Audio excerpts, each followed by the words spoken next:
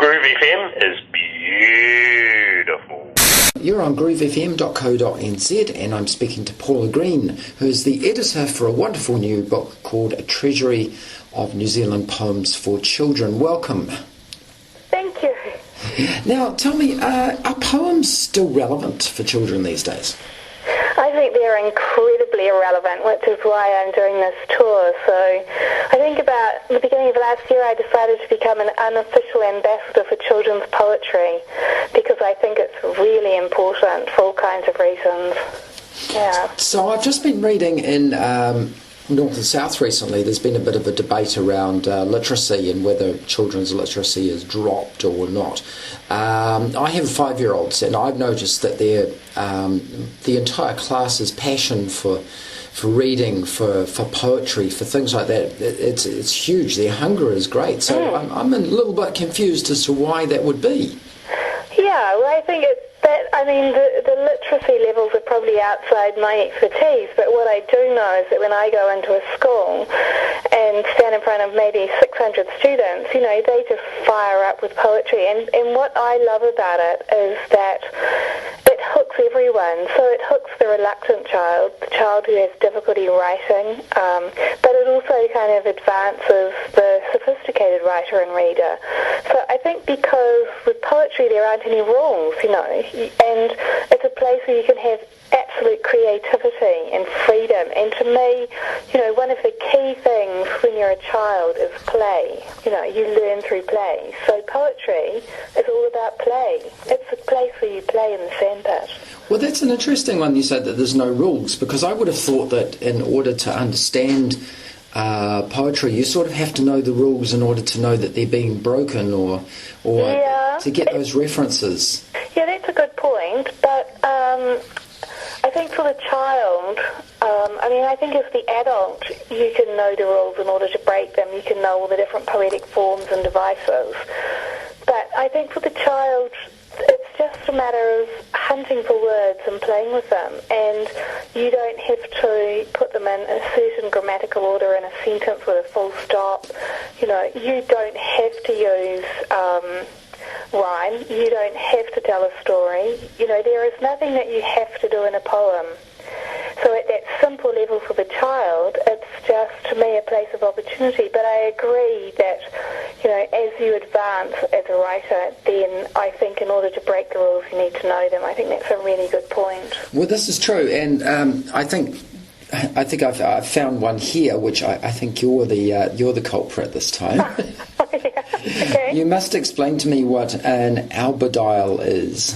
Oh, okay. Well, I sort of feel like when I write, this is me personally speaking, when I write poetry for children, my number one thing is sound. It's got to sound good, and I'm really big on that. And the number two thing is I always like to use imagination. So, for example, some of my favourite children's poets, Joy Cowley, Margaret Mahy, imagination always plays a strong feature there. So in that poem, I decided to take half of one animal and join it with half another animal, like an albatross and a crocodile, and I got an albidile, and I sort of mix their features. So often if I go into a school, I might get them hunting for their own made-up animals, and they love it, and then suddenly they want to go and write a poem about it.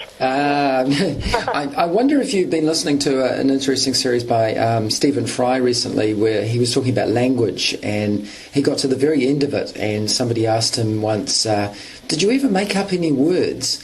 And he was trying to explain the microphone sock that we often use, but they didn't have a word for it, so they made one up. And he found himself going from studio to studio over the course of the year, and people looking around saying, I'll just get one of those things, and using his word.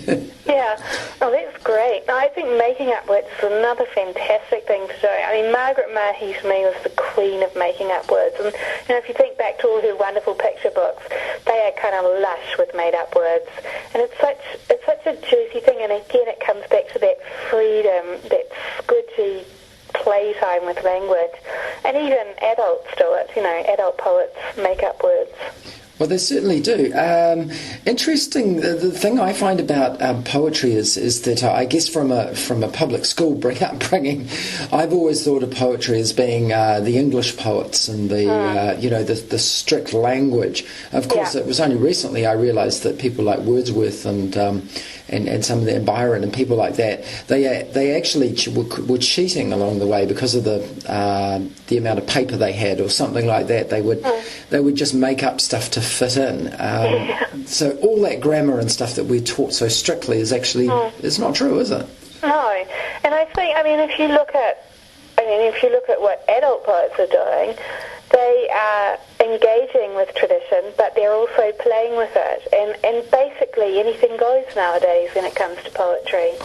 So you have people finding poems like Bill Manhire's got a really cool poem where he lifted words out of the visitor's book at Shackleton's hut. It's fantastic, and it's sort of like awesome, cool, and it just kind of makes you laugh, and it's just kind of put into a different context by putting it on a piece of white paper in a poetry book. But, children are hunting for found things too, and playing with found words and turning them into poetry. To me, poetry it kind of produces a good feeling in the child, and it makes them kind of view the world slightly differently. Like, you stop and kind of appreciate a moment or a view or an experience, or you let your imagination go roaming. So many possibilities. Indeed, and so many possibilities in this as we count off. I'm looking for the end of the pages here. Nearly 260 pages worth of poetry here, mostly, apart from the end pages. Yeah. And all New Zealand poets. Yep, all New Zealand poets. And even some children. So I love the fact I ran a competition through my blog, New Zealand Poetry Box, and I ended up, Jenny from Random House and I sat down and sifted through like 2,000 poems, and we were going to pick 5, but we stretched it to 20. So, yeah, it was really good.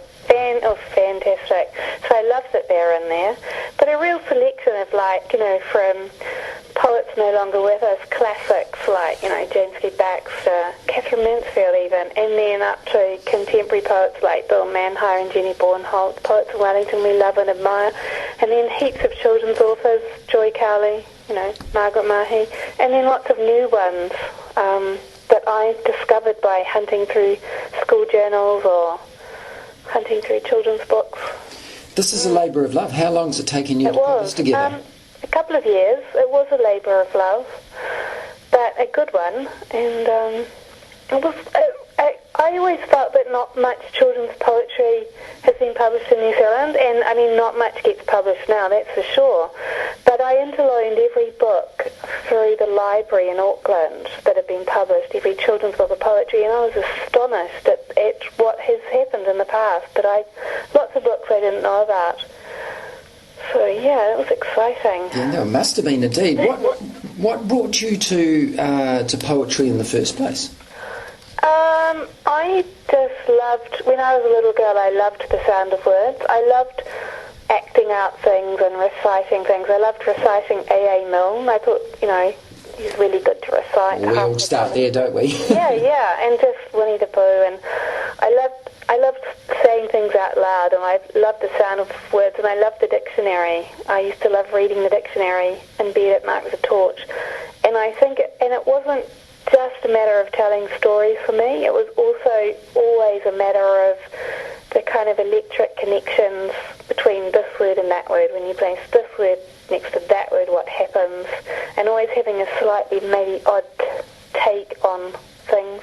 Yeah. Yeah. Which kind of suits a poet, but didn't do so well for me when I was at secondary school. So, yeah. No, there's sort of challenge there. But what would you say was your favourite poem in here? There must be one that... Oh, my gosh. That's I know. So impossible.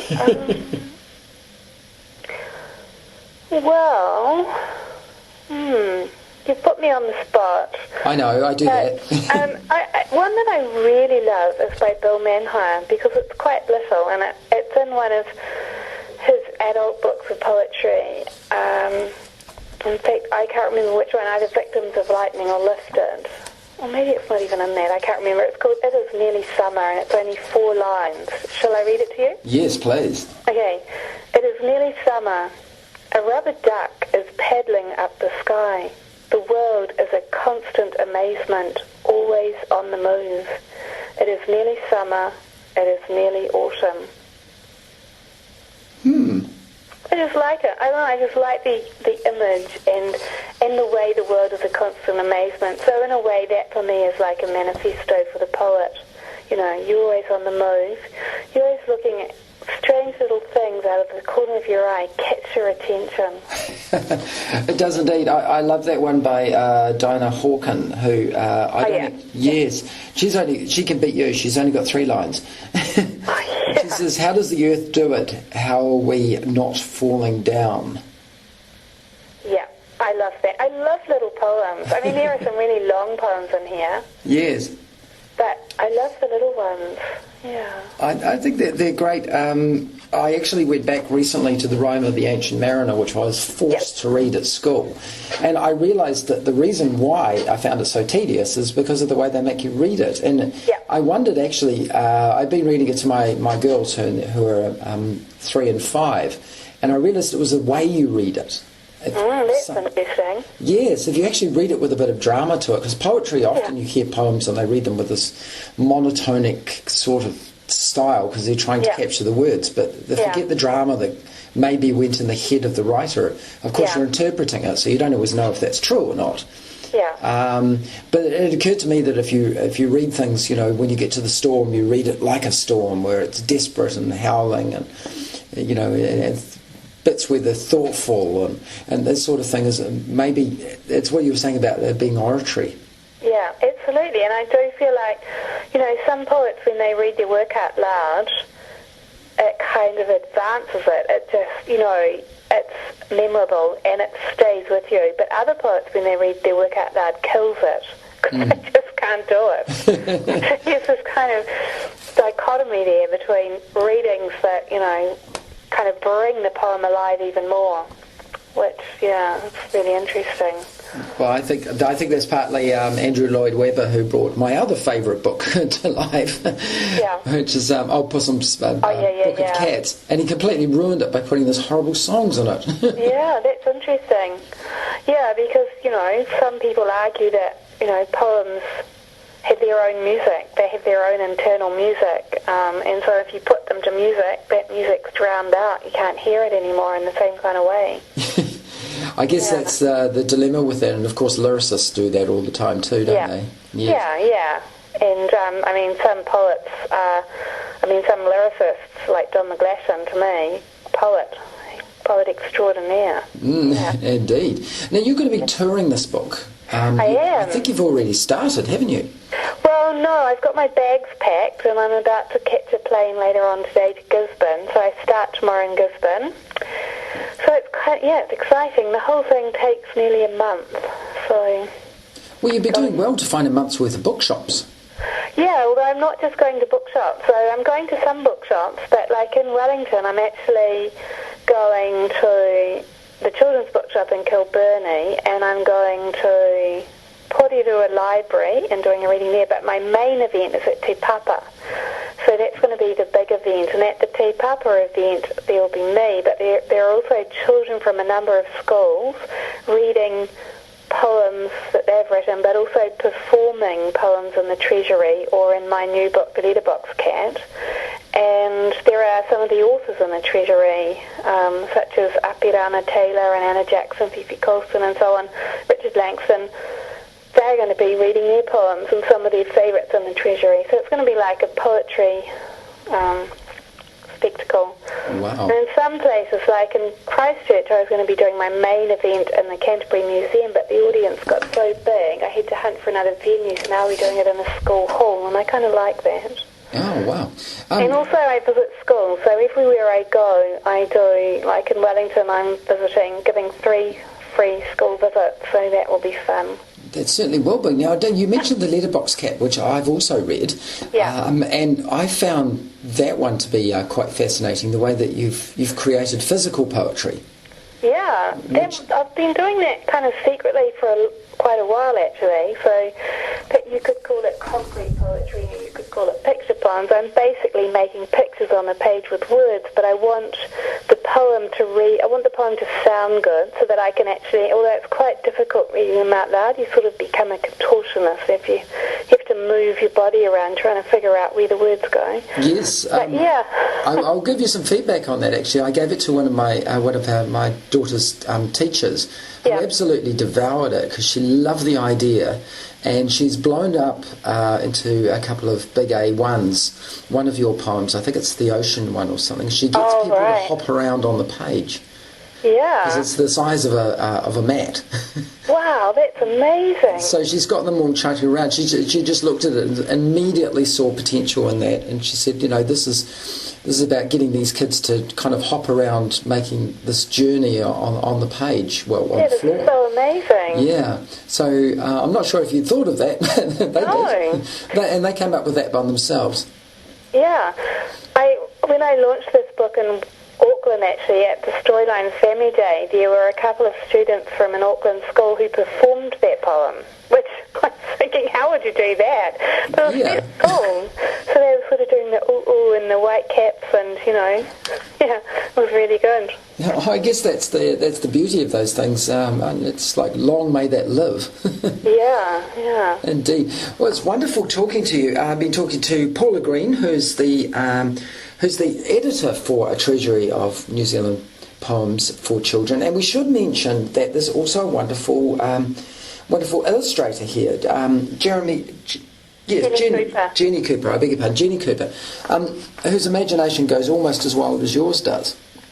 I think her illustrations, I felt like I just about cried when I got my book, which also has 3 ribbons on, which I've never had a book with 3 ribbons before. These are bookmarks, so I think it's like pretty special getting a 3-ribbon book.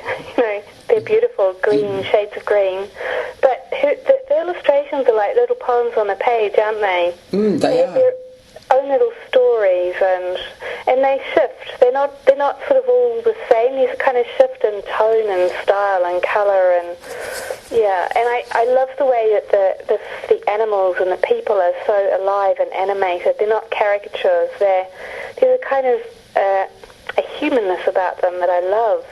Yes, it surprised me. I thought that it might be a collection of different authors, because you often see that in children's books. Yeah. But this is the same one. I do love one. There's one of a little cat holding his arms up to say halt. It's completely opposite of what's going on in the poem, which caught me off guard. I was thinking, did I miss something in this one? Some of it reminds me of Raymond Briggs's stuff. It's sort of this kind of irreverent sort of style, and then other times it pops off into sort of school journal land and all over the show. And there's this magnificent sunflower that just about dominates, and it's called The Daisy, and there's a sunflower in it. Oh yeah, That's very confusing. I think it's because there's a sunflower poem on the other side. Oh yes, of course. Yeah. But, that does that one threw me a bit. I was thinking, hold on. How does that work? But then, a child would point that out. There's a sunflower one on the other side. Don't be pedantic. That's us. When we get older, we're more pedantic, aren't we? The bees flying towards the sunflower. Yes. Yeah. It's funny because in the Letterbox Cat, I've got a poem which was reviewed about, I've got a cat that plays with toys and brings it back. And the child of the reviewer had said, well, that can't possibly happen. It was just like, sometimes your imagination is grounded in real life. So we do have a cat that if you throw it a toy, it fetches it and brings it back like a dog. It's hilarious. So sometimes, that the imagination of the 5-year-old, they have a kind of logic of the world, and they haven't learned that sometimes that logic gets defied, Yeah. We're very black and white, I think, because we sort of learn what we learn. Yeah. And then somebody comes along and changes it for us. I suppose that's why things like Cat in the Hat work and things like that. No, I just love, you can tell I love Dr. Seuss. But I also felt with this book I wanted a real kind of range of kind of styles and tones. So there are thoughtful poems, and there are kind of long telling story poems, and there are kind of ludicrous poems, and inventive poems, and classic poems like a poem by Dennis Glover. And also Hone Tuwhare's poem Rain. I love that poem so much. I just felt like it had to be in the book.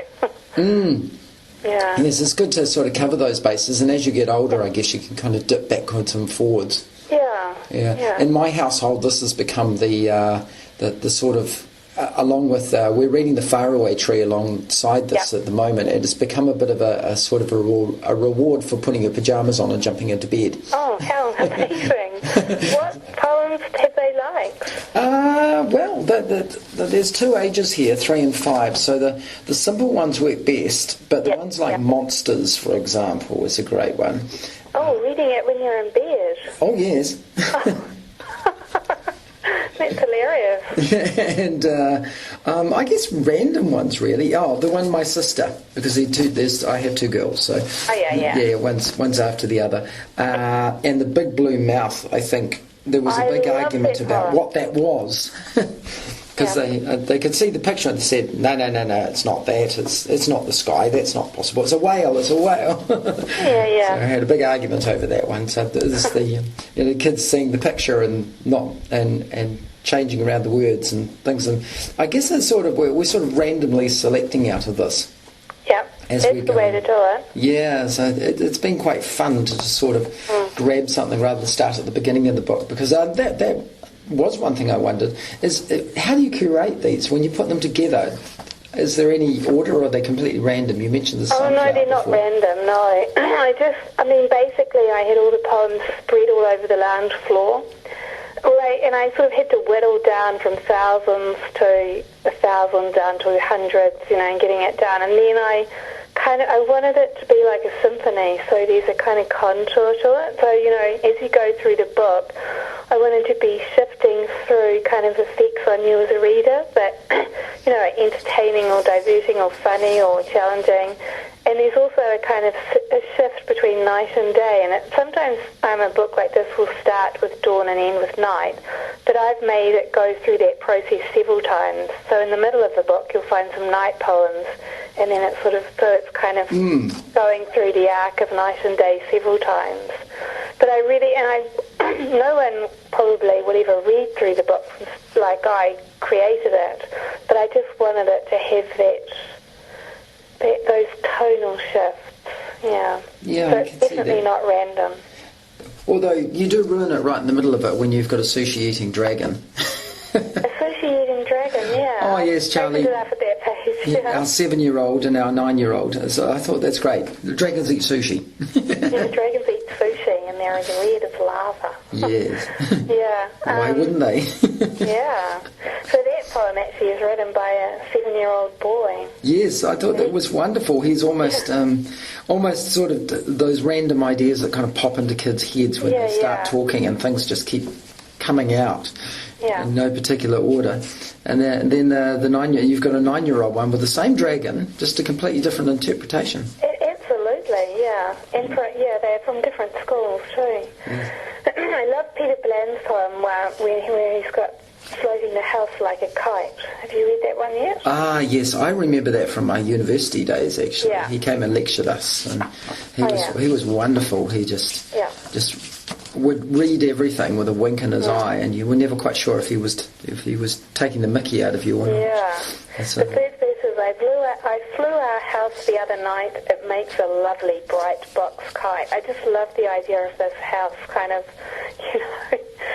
floating off.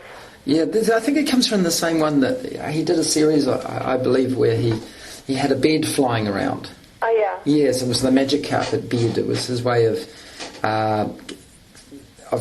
because he travelled from England to settle in New Zealand, and he never quite gave up that idea of travelling from where you are, and this challenge that New Zealanders all thought that England was home, and here was he coming to the place where it wasn't home, and he was having trouble with this sort of concept. I'm leaving home and I'm coming to your home, and you want to go to mine, and so let's jump on the bed and travel backwards and forwards, I think was the logic behind it. Yeah, because actually in this book, actually I can't remember if it's in here, but he's got the bed becomes the boat. That's right. It's a cool poem too. Our settler history. There's a lot of that.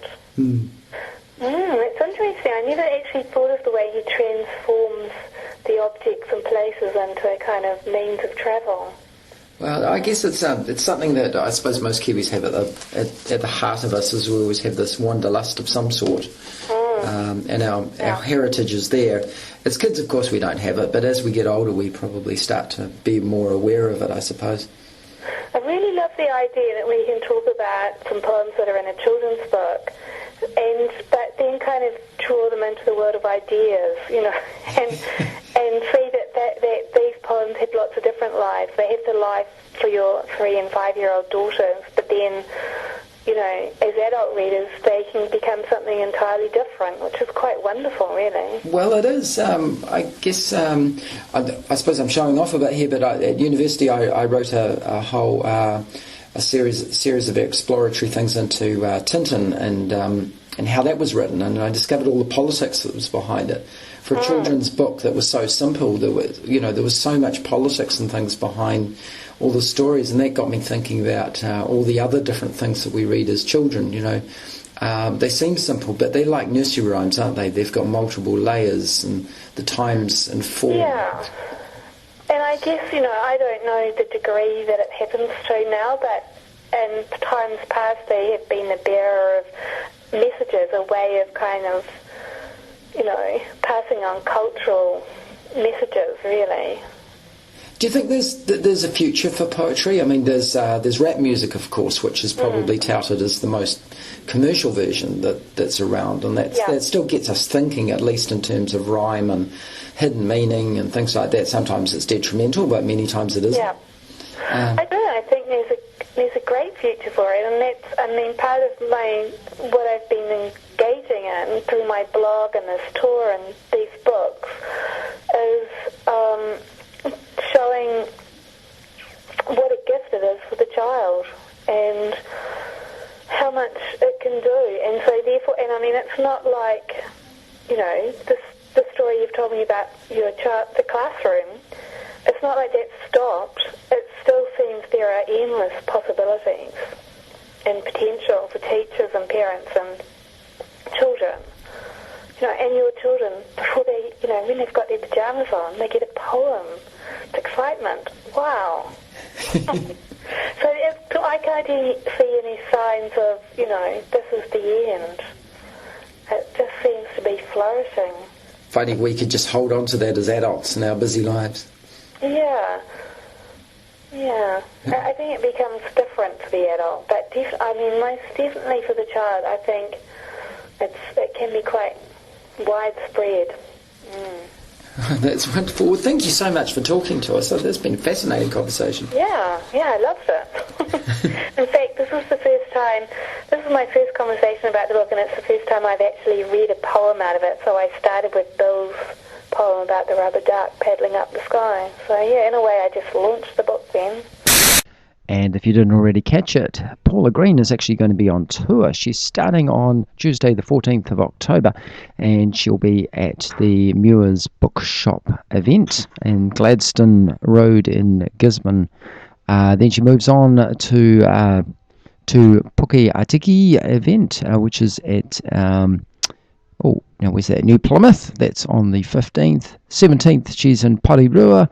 And she'll be on the corner of Nori and Paramoana Streets. Then she moves on again, that's at the library by the way, and then she moves on again to the Children's Bookshop, which is in Kilburnie. Everybody knows that one. That's on the 18th.